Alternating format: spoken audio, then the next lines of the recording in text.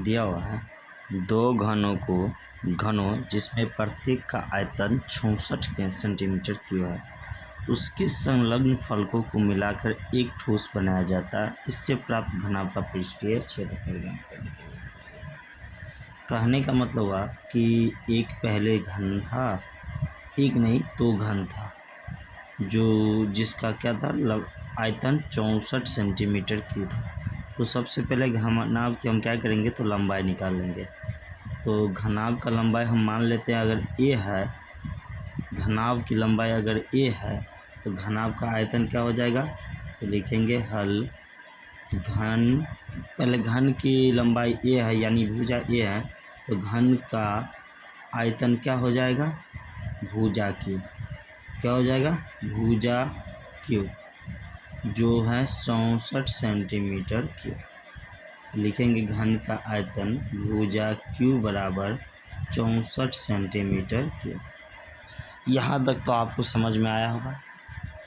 इसके बाद हम क्या करना है, हमको भुजा जब पावर समान हो तो भुजा भी क्या होता है आधार समान होता है, तो भुजा क्यू लिखेंगे, इसमें 4 सेंटीमीटर का हॉल क्यू लिखेंगे। यहाँ पावर समान हो गया तो यानी कि बेस भी क्या होगा समान होगा, इसीलिए भुजा बराबर हो जाएगा 4 सेंटीमीटर। ये किसकी भुजा होगी, तो घन की, जो दो घन लिया है ना जिसको मिलाना है 64 सेंटीमीटर वाले घन को, उसकी भुजा होगी ये। तो चलिए हम घनाभ में चलते हैं पुनः। अब घनाभ पे जब दो घन को आपस में मिलाते हैं तो कैसी आकृति बनता है, आप पहले देखिए। सो ये पहला घन है, जैसे ही इस घन में हम दूसरे घन को मिलाते हैं तो हमारी आकृति इस प्रकार बनेगी। सेम ठीक इसी प्रकार बनेगी। दो घनों को जोड़कर, पहला 4 था और फिर 4 हो गया तो कितना हो गया 8 सेंटीमीटर। ये लंबाई होगी, चौड़ाई 4 सेंटीमीटर था तो 4 ही रहेगा, और ऊंचाई 4 सेंटीमीटर था तो ऊंचाई 4 सेंटीमीटर ही रहेगा। अब लिखेंगे पुनः घन, दो घन को जोड़कर क्या बना है घनाभ, तो लिखेंगे घनाभ का लंबाई बराबर 8 सेंटीमीटर, चौड़ाई बराबर 4 सेंटीमीटर और ऊंचाई बराबर 4 सेंटीमीटर। यहाँ तक किसी को दिक्कत नहीं होना चाहिए। इसके बाद हम चलते हैं घनाभ का पृष्ठीय क्षेत्रफल मांगा है, तो लिखेंगे घनाभ का पृष्ठीय क्षेत्रफल। तो यहाँ कुछ बात नहीं किया है कि वक्र पृष्ठ लेना या पार्श्व पृष्ठ लेना, तो यहाँ सिर्फ पृष्ठीय बोला जाता है, तो हम घनाभ का कुल पृष्ठीय लेके चलते हैं। तो लिखेंगे घनाभ का कुल पृष्ठीय क्षेत्रफल। या अगर आपको दे दिया जाए कि सिर्फ पृष्ठीय क्षेत्रफल निकालिए तो आप समझिए कि कुल पृष्ठीय क्षेत्रफल हमको बोला है निकालने के लिए। तो कुल पृष्ठीय क्षेत्रफल जो होता है क्या होता है दोस्त, 2 × LB यानी लंबाई गुने चौड़ाई जोड़ चौड़ाई गुने ऊंचाई यानी B गुने H, और जोड़ ऊंचाई गुने लंबाई यानी H गुने L होता है। ये तो आपको भी पता होगा। इसके बाद हम मान पुट करेंगे तो हो जाएगा 2 × लंबाई कितना है 8, तो 8 सेंटीमीटर गुने 4 सेंटीमीटर, यानी सेंटीमीटर स्क्वायर इसमें भी होगा, सेंटीमीटर स्क्वायर इसमें भी होगा और सेंटीमीटर स्क्वायर इसमें भी होगा। तीनों में जैसे ही सेंटीमीटर स्क्वायर होगा तो हम क्या करेंगे सेंटीमीटर स्क्वायर को कॉमन ले लेंगे, तो बचेगा 8 गुने 4 जोड़ 4 गुने 4 और जोड़ 4 गुने 8, और सभी में सेंटीमीटर स्क्वायर कॉमन लिया है तो बाहर में लिखेंगे। हमारा क्वेश्चन हो जाएगा 2 × 8 चौक 32, 4 चौका 16 और 8 चौक 32 सेंटीमीटर स्क्वायर। तो हो जाएगा 16 दूना 32, 32 64 और 16 80, 2 × 80 सेंटीमीटर स्क्वायर, तो हो जाएगा 160 सेंटीमीटर स्क्वायर। तो हमारा जो नया घनाभ बना था उसका उसका कुल पृष्ठीय क्षेत्रफल कितना हो जाएगा 160 सेंटीमीटर स्क्वायर। हमारा क्वेश्चन दूसरा जो है बहुत ही बेस्ट क्वेश्चन माना जाता है। इस क्वेश्चन को एमबीबीआई के कैटेगरी में भी रखा जाता है। क्वेश्चन है हमारा, कोई बर्तन खोखले अर्धगोले का आकार का है। कोई बर्तन है जो हमारा कैसा खोखले अर्धगोले के आकार का है। तो हम मान लेते हैं कि हमारा जो बर्तन है एक खोखले बेलन के अर्धगोले के आकार का है, जो ठीक इस प्रकार का एक कटोरा आप मान के चलिए। उसके बाद बोला गया उस पर एक बेलन अध्यारोपित है। क्या है? बेलन अध्यारोपित है, यानी बेलन उस पर रखा हुआ है। और बेलन भी कैसा है? तो खोखला ही है। दिया कि जिसके ऊपर एक खोखला बेलन अध्यारोपित है। अर्धगोले का व्यास 14 सेंटीमीटर। अगर अर्धगोले का व्यास 14 सेंटीमीटर होगा तो बेलन का भी व्यास कितना हो जाए? 14 सेंटीमीटर। इसके बाद बतलाया गया है कि इस बर्तन का कुल ऊंचाई 13 सेंटीमीटर। कुल ऊंचाई कितना है? 13 सेंटीमीटर। इस बर्तन का आंतरिक पृष्ठीय क्षेत्रफल क्या होगा? इस बर्तन का आंतरिक पृष्ठीय क्षेत्रफल जो होगा कितना होगा? तो चलिए हम हल करते हैं। सबसे पहला काम होगा अर्धगोले की बात हम करते हैं। तो लिखेंगे अर्धगोले का व्यास। अर्धगोले का व्यास बराबर 14 सेंटीमीटर। तो त्रिज्या कितना हो जाएगा? तो त्रिज्या हो जाएगा व्यास बटा 2 होता है। तो त्रिज्या हो जाएगा व्यास बटा 2, यानी 14 बटा 2 सेंटीमीटर। तो हमारा त्रिज्या हो जाएगा 7 सेंटीमीटर। यहाँ तक किसी को दिक्कत नहीं होना चाहिए। इसके बाद हमको बताया गया है कि बर्तन की कुल लंबाई 13 सेंटीमीटर। तो पहले बर्तन पर है क्या? तो बर्तन में एक बेलन है अध्यारोपित है और एक अर्धगोला है। तो सबसे बेलन का फिर बात करते हैं।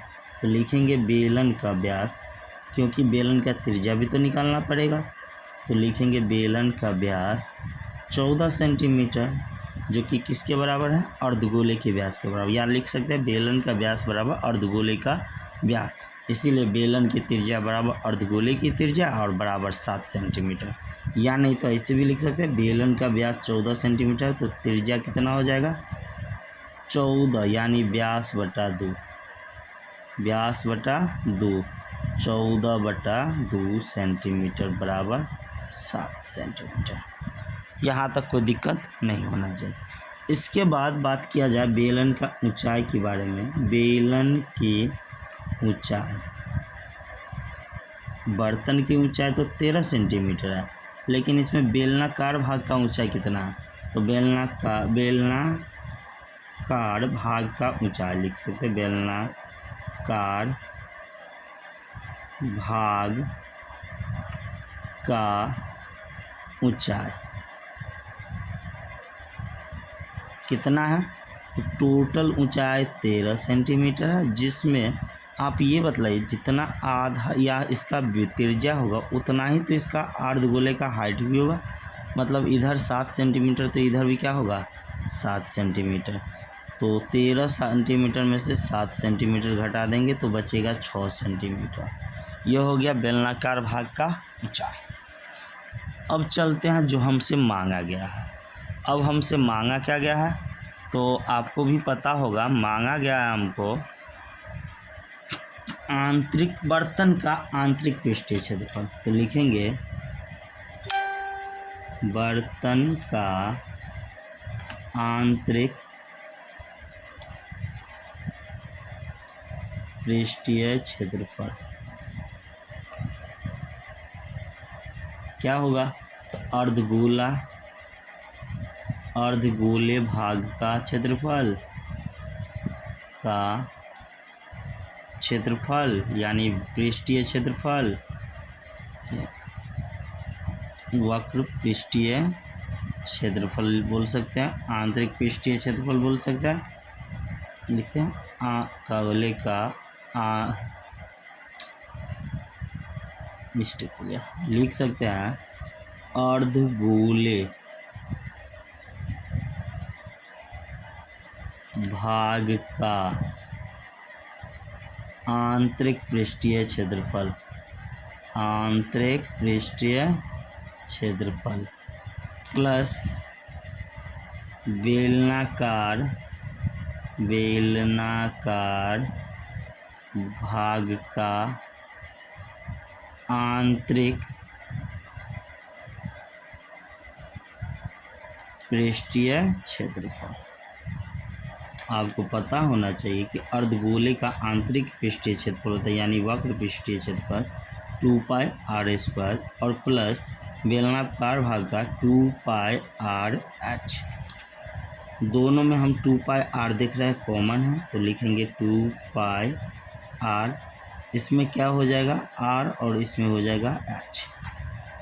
2πr तो 2πr कितना हो जाएगा, तो 2 गुने पाई का मान 22/7 गुने r का मान कितना है, तो 7 सेंटीमीटर और गुना r का मान 7 सेंटीमीटर और ऊंचाई 6 सेंटीमीटर। तो हमारा हो जाएगा 7 से 7 कट जाएगा, 22 दूना 44 गुना 7 6 13 सेंटीमीटर और स्क्वायर हो जाएगा। सेंटीमीटर और सेंटीमीटर कितना हो जाएगा, सेंटीमीटर स्क्वायर। इसके बाद होगा 13 से गुना, 13 चौक 52, 13 चौक 52 और 5 57, 572 सेंटीमीटर स्क्वायर। ये क्या हो जाएगा, आंतरिक पृष्ठीय क्षेत्रफल। इसके बाद हमारा तीसरा क्वेश्चन है, एक खिलौना जिसकी त्रिज्या जो है 3.5 सेंटीमीटर है और एक शंकु के आकार का है। ये जो खिलौना किसा है, शंकु के आकार का। हाँ, जो आकार का है, जो उसी त्रिज्या वाले एक अर्धगोले पर अध्यारोपित है। ये जो शंकु के आकार का जो त्रिज्या है, वो ये खिलौना है ना, ये क्या किया है, तो एक अर्धगोले पे अध्यारोपित है। नीचे से क्या है, तो एक अर्धगोला है जिसकी त्रिज्या कितना है, 3.5 सेंटीमीटर ही है। जब खिलौनों के मापा गया तो खिलौने का संपूर्ण ऊंचाई कितना निकला, 15.5 सेंटीमीटर। इस खिलौने का संपूर्ण पृष्ठीय क्षेत्रफल ज्ञात कीजिए। तो चलिए हम सॉल्व करते हैं क्वेश्चन को। बहुत ही बेहतर क्वेश्चन है। इसमें फार्मूला फेल हो जाता है।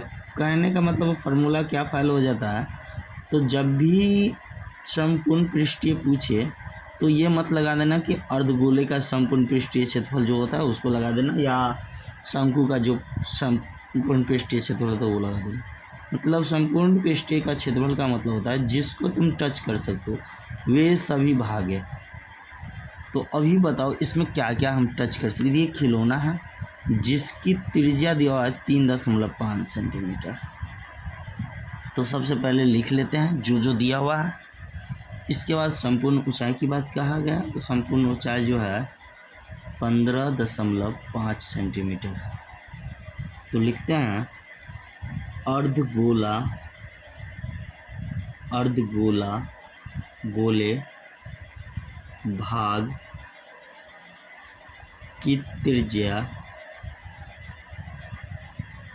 बराबर शंक्वाकार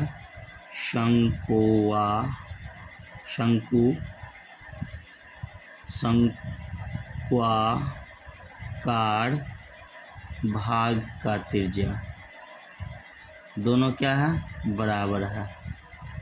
बराबर है 3.5 सेंटीमीटर का। इसके बाद बोला गया संपूर्ण ऊंचाई 15.5 है। तो शंकु का ऊंचाई, शंकु के भाग की ऊंचाई कितना हो जाएगा, तो जो अर्धगोले की जो ऊंचाई होगी संपूर्ण में से उसको क्या करेंगे, हम घटा देंगे। तो अर्धगोले की ऊंचाई होती कितनी है, तो जितना बड़ा त्रिज्या होता है, क्योंकि अर्धगोला है तो उतना ही बड़ा अर्धगोले की ऊंचाई होगी। तो 3.5 सेंटीमीटर को क्या करेंगे, हम घटा देंगे और जो बचेगा वो शंकु के आकार के जो भाग होगा ना उसका ऊंचाई होगा, यानी कि यहाँ से लेकर के यहाँ तक की ऊंचाई होगी 12 सेंटीमीटर। तब तो ये 12 सेंटीमीटर और 3.5 सेंटीमीटर कितना हो जाएगा 15.5 सेंटीमीटर। अब हमको लगभग सारा कुछ निकल गया, अब लिखने की कुछ आवश्यकता नहीं। तो अब सीधा चलेंगे खिलौने का संपूर्ण पृष्ठीय क्षेत्रफल लिखेंगे। खिलौने का हमको मांगा जो है वही ना लिखेंगे, खिलौने का संपूर्ण पृष्ठीय क्षेत्रफल।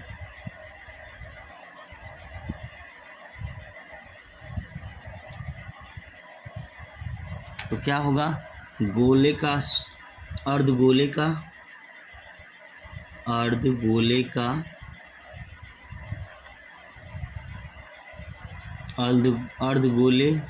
भाग का लिखो, भाग का पृष्ठीय क्षेत्रफल यानी कि वक्र पृष्ठीय क्षेत्रफल लिखो, क्योंकि यहाँ फॉर्मूला फेल हो जाता है।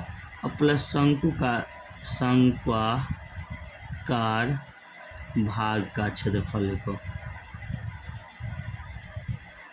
बताओगे अर्धगोले का पृष्ठीय क्षेत्रफल जो होगा 2πr², यहाँ काम करेगा तो लिखेंगे 2πr², और इसमें क्या काम करेगा तो πrl काम करेगा तो लिखेंगे πrl। अब हमको आवश्यकता होगी l का। अब l कितना होगा, तो चलिए हम l भी निकाल लेते हैं। तो लिखेंगे चूँकि l जो तिर्यक ऊंचाई बोलते हैं होगा अंडर रूट कितना होगा r² प्लस h², यानी h² प्लस r²।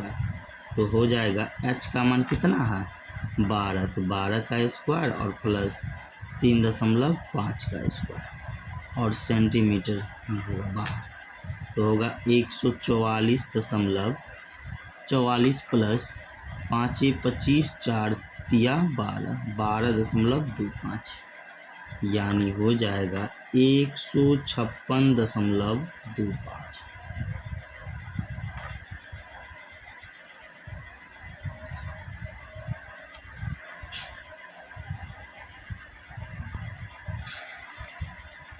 तो कितना निकलेगा, इसका वर्गमूल जैसे ही निकालेंगे तो होगा 12 बढ़ने 144 यानी 12.5, यानी l का मान कितना आ गया 12.5। इसमें भी हम एक पाई और r देख रहे हैं, इसमें भी पाई और r देख रहे हैं, तो दोनों में हम क्या करेंगे पाई r को कॉमन लेंगे, तो बचेगा 2 और r, 2r बचेगा, और प्लस पाई तो बाहर आ चुका है, r बाहर आ चुका है, तो बचेगा l।